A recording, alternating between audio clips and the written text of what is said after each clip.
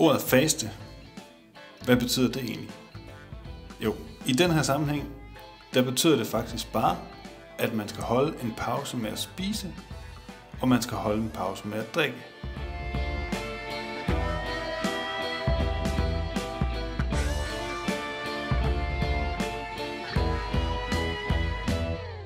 Indtil 6 timer før din operation, må du spise og drikke fuldstændig som du plejer. Men derefter må du kun indtage kaffe, te, vand eller saftevand. Når der kun er 2 timer til din operation, må du ikke indtage noget som helst.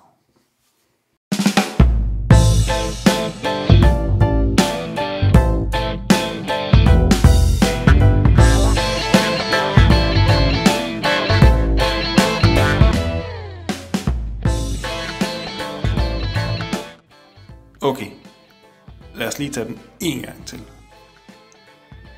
Når der er under 6 timer, kaffe, te, saft og vand er tilladt. Når der kun er 2 timer til din operation, må du ikke indtage noget som helst.